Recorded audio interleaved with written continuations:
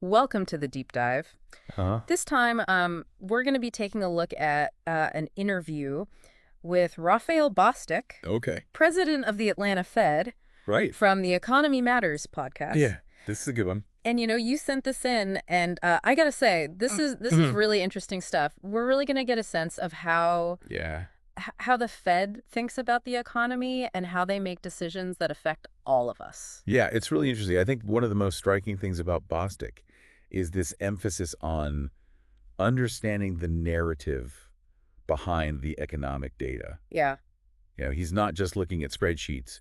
He wants to know, like, the story that those numbers are telling, what's actually happening in people's lives and businesses across the country. Yeah, it's like, Yeah. the numbers are just the beginning. You really need the context to bring them to life. Yeah, you know what I mean? And speaking of bringing things to life, I love that he talks about how he just goes out and talks to people to get a feel for the economy. I mean, he even mentions asking audiences about their hiring plans. Yeah, It's like a real-time check on the job market. it's pretty clever. Yeah. And this kind of firsthand insight, can help fill in those gaps that the traditional data might miss. It's not just about, lagging indicators. It's about understanding the sentiment, the expectations that are driving economic activity, right now. I see what you mean. So, like, if you're just looking at the unemployment figures, from a few months ago, Yeah, you might miss, like, a brewing shift in hiring trends exactly. that those Yeah. conversations might reveal. And they formalize that with the Regional Economic Information Network, RIAN. Ah, So they have people who are having 60 to 120 conversations per cycle of the FOMC, the Federal Open Market Committee, right, which, for those who don't know, that's the body within the Federal Reserve that actually sets those interest rates. right. So it's a constant stream of intel coming in. It's like Yeah. scouts reporting back from the front lines. They're not just like in an ivory tower crunching numbers. They're Right. they're really trying to get out there and get a feel Yeah. for what's happening. Absolutely. Now, let's talk about 2024 Okay. because that was a big year. It was. The Fed started loosening monetary policy after that period of aggressive tightening Right, to combat inflation. to try to cool the economy down, and then they eased up a little bit. So why? Why did they do that? So there were a couple of key factors. First, inflation finally started to cool off. Okay, So it looks like those tightening policies were working as intended. got it. And second, the unemployment rate began to tick up, Okay. signaling a loosening in the labor market. Yeah.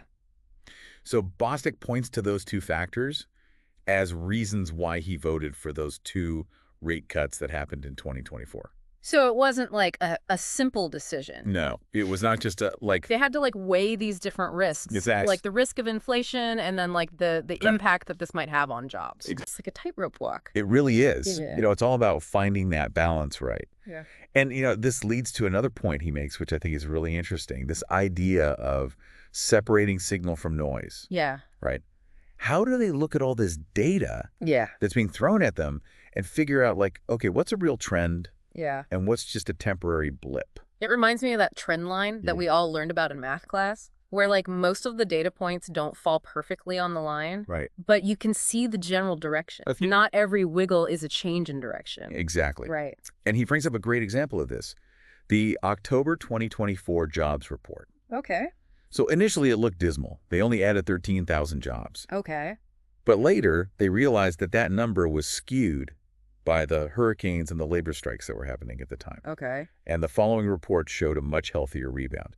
So it turned out that initial dip wasn't actually the start of a downward trend. So it's just like a temporary thing. Exactly. Okay. So it's all about perspective, Mhm. context. And not just knee-jerk reactions to every single data point. Right. And this makes understanding how monetary policy actually works even more crucial, Yeah. because it's not just like flipping a switch, right? Right. There's a whole chain reaction that happens Yeah. when the Fed adjusts those interest rates. So let's break that down a little bit. Like, what are the real world effects Yeah. of these rate changes? How does it impact people's, choices about spending and saving Right. and borrowing and all that? So at its core, monetary policy is about influencing how much it costs to borrow money. Okay. So when the Fed raises interest rates, loans become more expensive for businesses and individuals. Right. This can slow down investment, hiring, and overall economic activity. Okay. Conversely, lowering rates makes borrowing cheaper, Uh-huh. and can encourage spending and growth. Got it. Makes sense, right? Yeah. But it's not always so straightforward. Right. Because Bostic mentioned, like, the pandemic. Yeah, the pandemic threw a bit of a wrench in things. Like, messed things up a little bit. It really did. Because you had all this government support during the pandemic. Right. And many businesses and households ended up with this surplus of savings. Right. They're flush with cash. So they may not be as reliant on credit as they were before. So, like, if a company has a ton of cash, Exactly. they don't necessarily need to borrow as much. They don't. And so it raises this question, is monetary policy as effective as it used to be?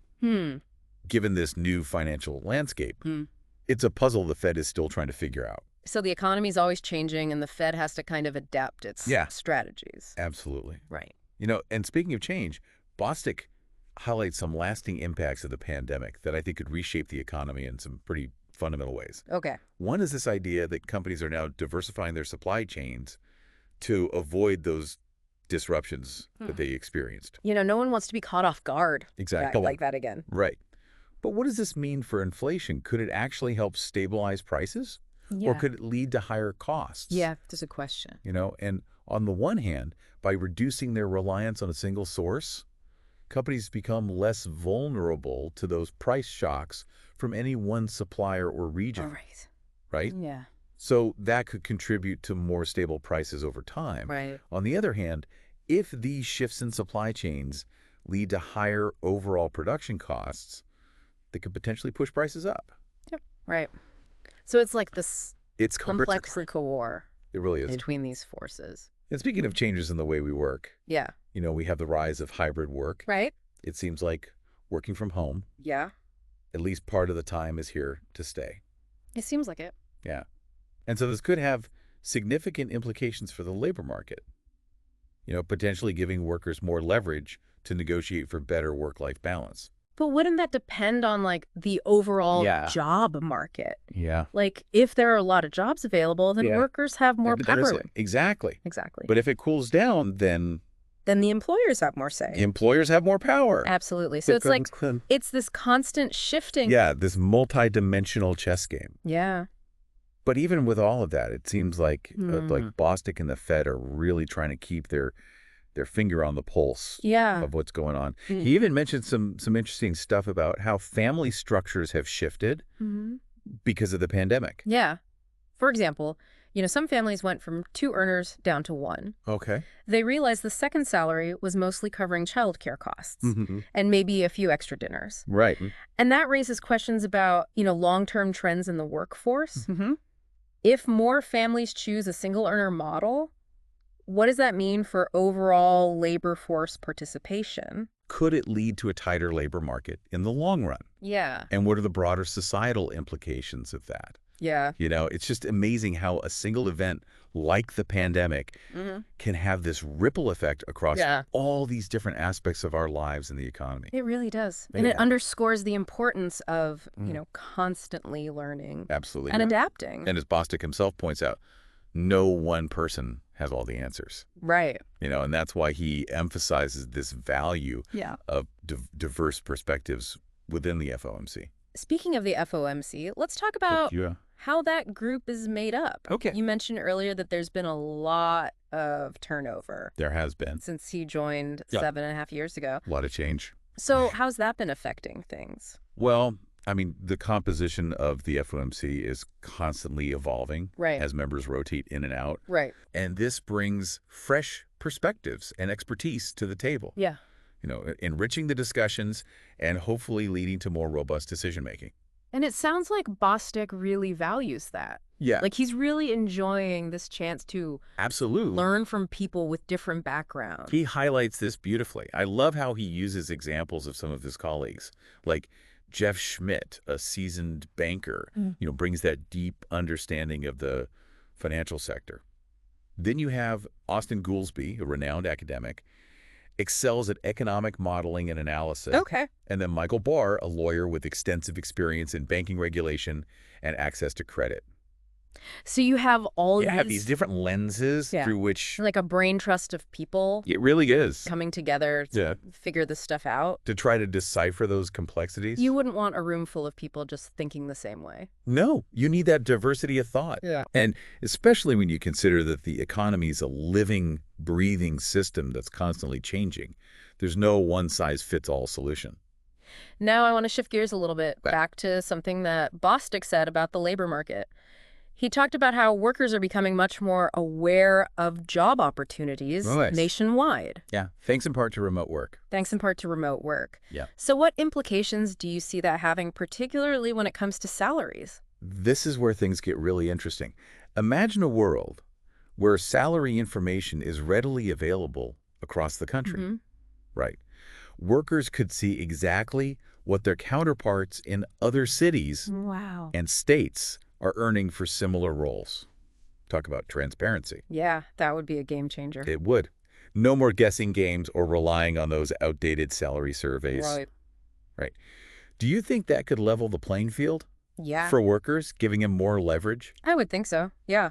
Because then you'd have hard data to back up, like, when you're negotiating. It would empower workers to know their worth Yeah. and advocate for fair compensation. Right. Right. Yeah. And no longer would they be limited by what's considered normal in their immediate area. Right. They would have a national benchmark. But wouldn't that put pressure on companies to It would. be more upfront about their Oh. salary ranges? Like, Yeah. no more. No more hiding behind that vague language Yeah. or lowballing candidates. Right.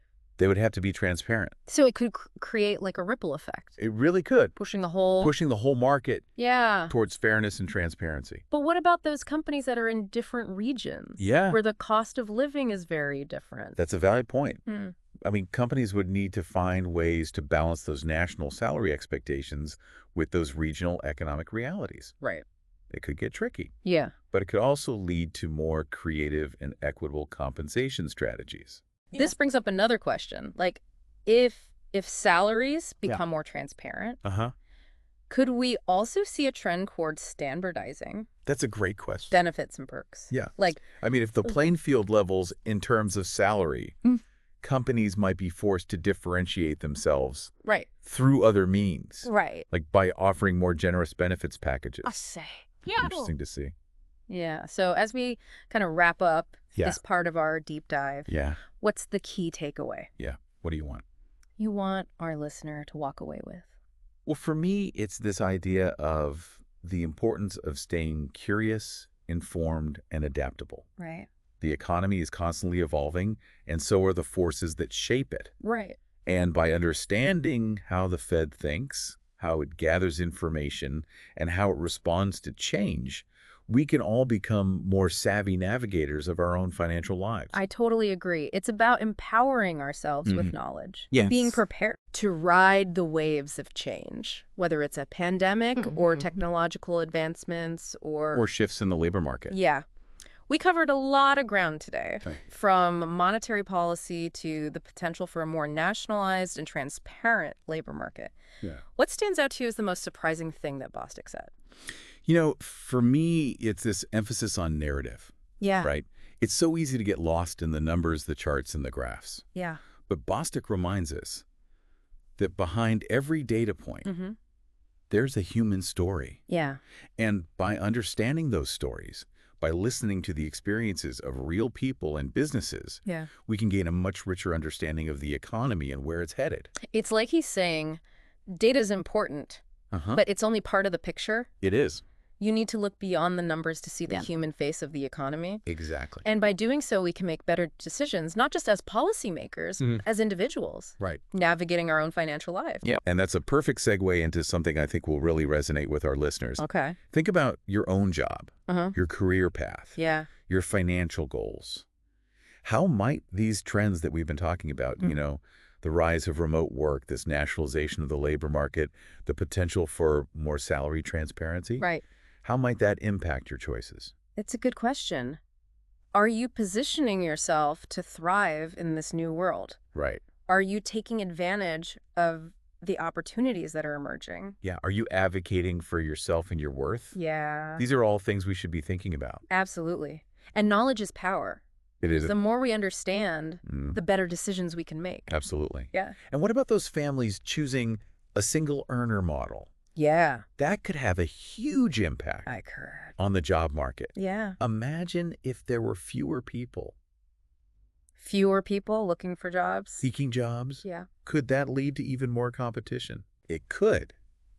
If the supply of workers shrinks, Yeah. it could create a much tighter labor market. Right. And that could really shift the balance of power Yeah. in favor of employees. That's a fascinating thought.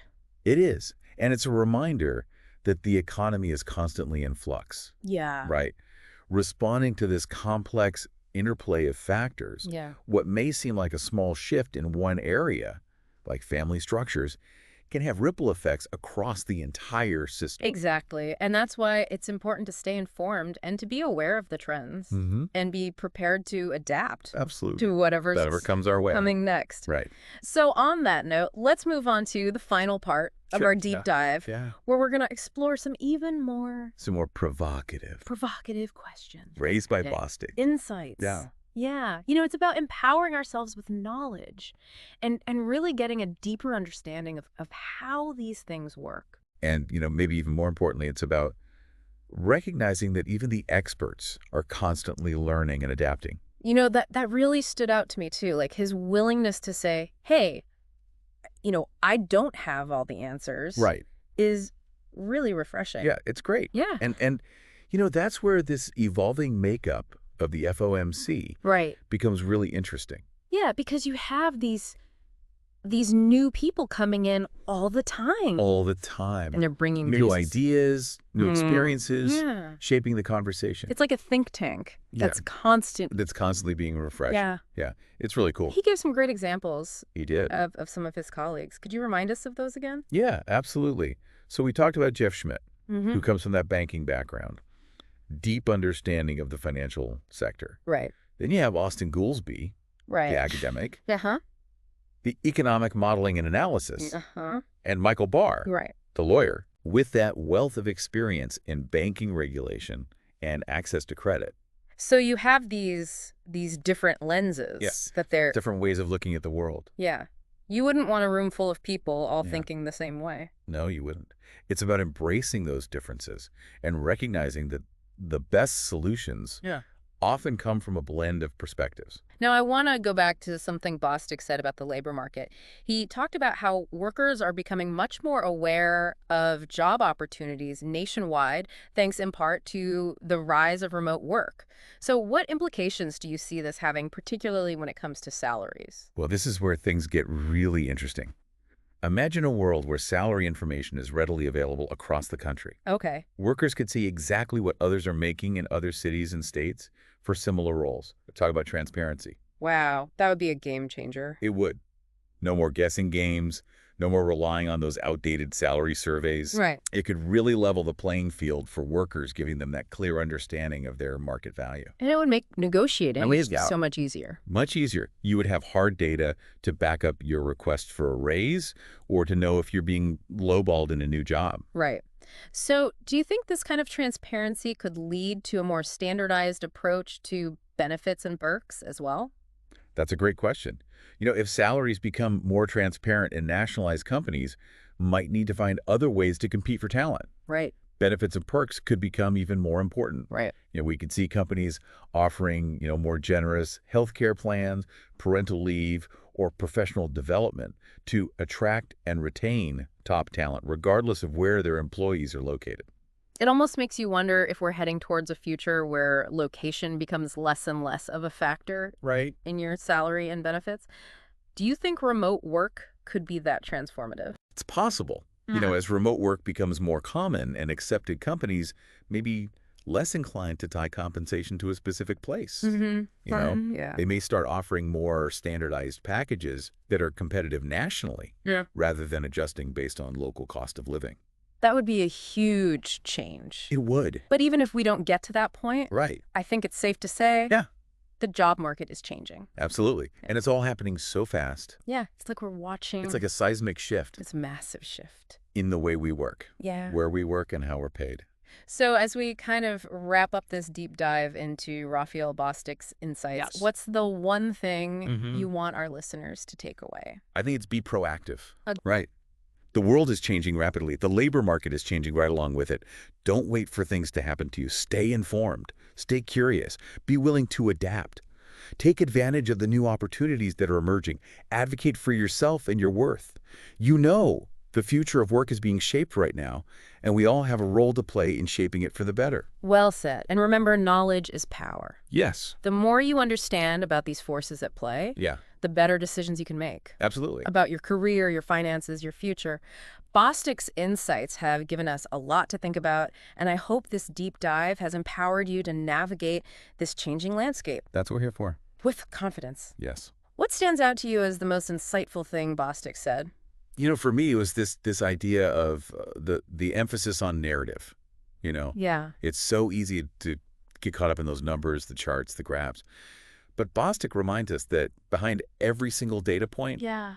there's a human story. And by understanding those stories, by listening to those experiences of real people and businesses, we can gain a much more, richer and insightful understanding of the economy. It's like he's saying data is important, but It it's only a part of the picture. is. You need to look beyond the numbers. To see the human side. Yeah.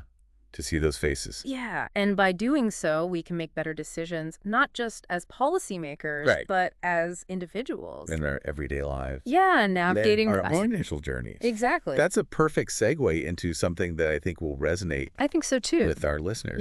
Think about your own job, Yeah. your career path, your Yeah. financial goals. How might these trends that we've been talking about, the rise of remote work, the nationalization of the labor market, the potential for greater salary transparency, Right. how might that impact your own choices and decisions? You're a really good question to think about. Yeah. Are you positioning yourself Or to play. thrive in this world? Are you taking advantage of the opportunities that are emerging? Yeah. Are you advocating for yourself and your worth in this changing job market? Absolutely. And remember, knowledge is power. It really is. The more we understand And where we understand, about how these forces, the better. the better equipped we'll be to handle the challenges Yeah. and seize the opportunities that are out there. Well said. And on that note, let's move on to the final part Okay. of our deep dive, where we're going to explore We're going to get some even a more little more provocative. provocative questions raised by Bostic's insights. Absolutely. So we've talked about a lot of potential changes in the labor market, but one thing that really caught my attention was Bostic's suggestion that this nationalization could lead to more salary transparency. Yeah, it's a pretty fascinating idea, right? Yeah. Like, I imagine you could easily see what others across the country are making for similar jobs. Yeah. No more guessing games or outdated salary surveys. It could really level the playing field. Yeah.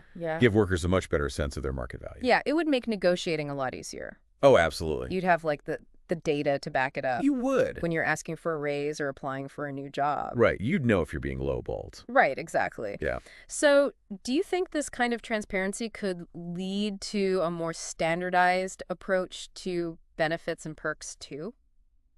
That's a great question. Yeah. If salaries become more transparent in nationalized companies, might need to find other ways to compete. Right. Benefits and perks could become even bigger differentiators. Right. We could see companies offering, more generous healthcare plans, parental leave, professional development opportunities, Right. To attract and keep those top performers regardless of where they live. It almost makes you wonder if we're moving towards a future where location matters less Yeah. when it comes to your salary and benefits. Possible, right? Yeah. As remote work becomes, more common, more accepted, Yeah. companies might be less likely to tie compensation to a specific location. Right. They might start offering more standardized packages that are competitive on a national level Yeah. rather than adjusting for, cost of living in different regions. Yeah. That would be a huge shift. It would be a big change. But even if we don't get to that point, Right. I think it's safe to say that the labor market is going through a major transformation. Oh, absolutely. And it's all happening so fast. So fast. It's like we're in the middle of a revolution. It's like a seismic shift. Exactly. In how we work, where we work, and how we're paid for it. So as we wrap up our deep dive into Raphael Bostic's insights, Yeah, What's the one message you want our listeners to take away from this conversation? I'd say be proactive. Okay. The world is changing so rapidly, Hmm. and the job market is changing right along with it. Yeah. Don't just sit back and wait for things to happen. Right. Stay informed, stay curious, and be ready to adapt. Take advantage of the new opportunities that are out there. Mm. Advocate for yourself and what you're worth. Yeah. The future of work is being shaped right now, and we all have a part to play in making it better. Well said. And remember, knowledge is power. It The is. more you understand about what's happening in the economy and the job market, Yeah, the better decisions you can make for your career, your finances, your future. that's the goal. Bostic's insights have given us a lot to think about, and I hope this deep dive has helped you feel more confident and excited about navigating this changing world. Absolutely. That's what we're here for. Thanks for joining us on this deep dive. It's been a pleasure. We'll see you next time for another exploration of the big ideas shaping our world. Until then.